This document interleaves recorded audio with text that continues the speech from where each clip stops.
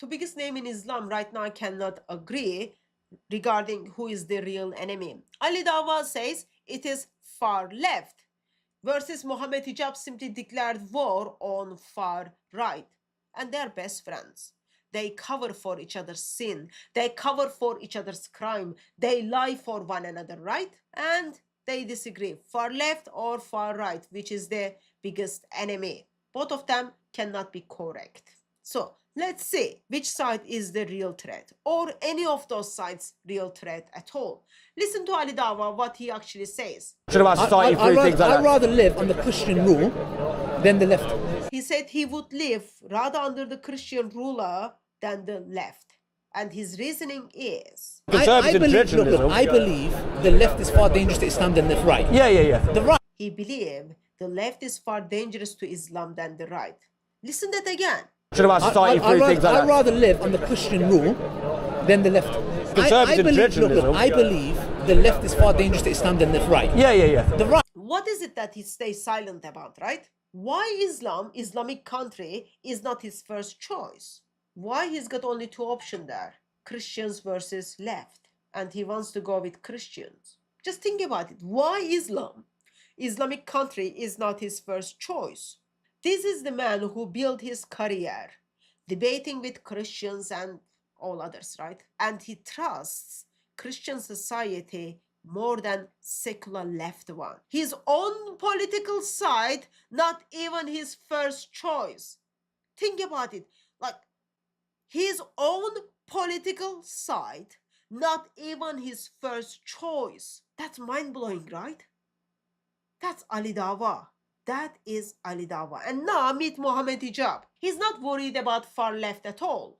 He has declared war on far right. The far right says they have had enough of Muslim immigration. I say we had enough of them. This is the era of Muslim civil rights movement. And then it gets worse. If you shove that violent energy to me in real life, I would quickly enslave and degrade you, intellectually or physically. I am your boss. I am your master. Yeah, did you pick that up? He's not saying Allah is our master. He's not saying we all together, we serve one God. No. He says, I am your master. Well, what's wrong with you, Mohammed Hijab? Seriously. Your own prophet simply disagrees with you. Here's the thing. A group of people came to Muhammad and then said, you are our master.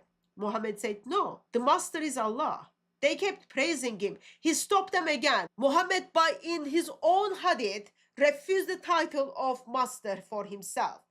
21st century, Mohammed Hijab steps in and then takes that title, I am the master, over all human beings. And while he is taking that title over all human beings, you know what?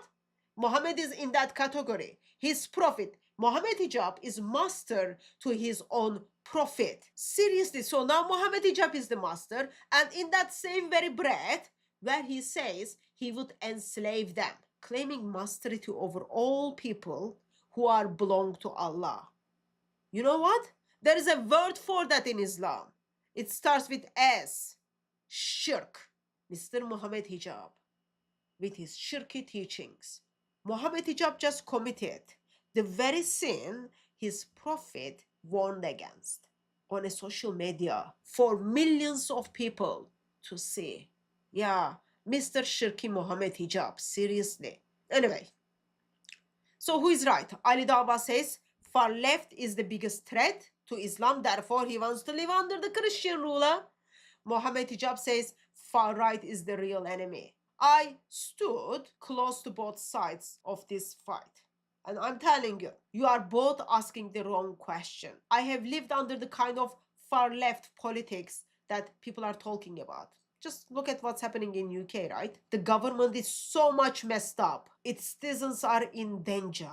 The way police treated me, the way government is treating me, oh, and what they are doing to the rest of the citizens, it is very, very bad, ugly, and dangerous. Far left is very, very dangerous, yeah. He's got point there. And I also lived under Islam as a Muslim, right? And today, I still read the teachings of Islam. I observe what the followers of Islam is doing to the world. I study the text of Islam, and I can say, yeah, there's danger there too. And also, I am gently forced to keep eye on far right? Without far right, we wouldn't even be aware of grooming gangs. And also pretending that far right does not exist, simply being dishonest there. And I'll tell you, someone who experienced the left politics in my life, someone who experienced Islam in my life, and someone who observed far right, I'll tell you something. Far left is not the biggest enemy. Far left is not the biggest problem. Far right is not the biggest problem. Far right is not the biggest enemy as well. Islam is.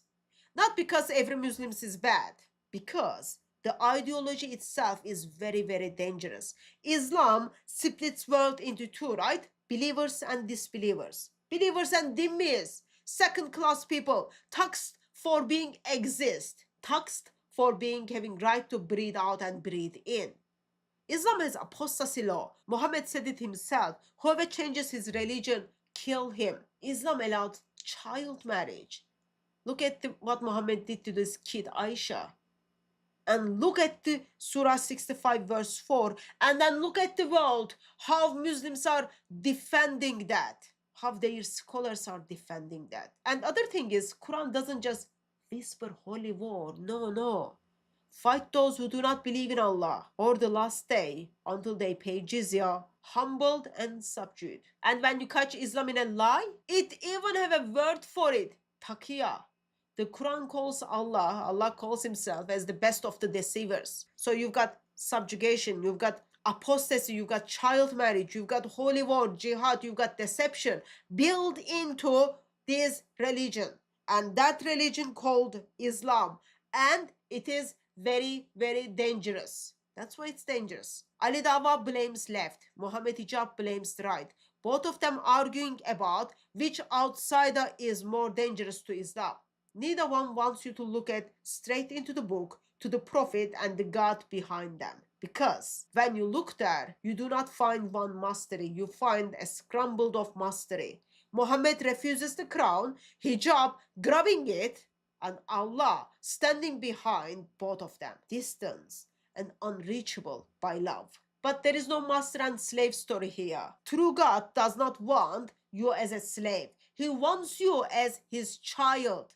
He is not lonely ruler who needs slaves to overrule. No. He is the Father, Son, and Spirit, loving each other and delighting in each other before the foundation of the world. And the same Father throws the door open and adopts you into his family through his eternal Son, Lord Jesus Christ. Come home and call him Father.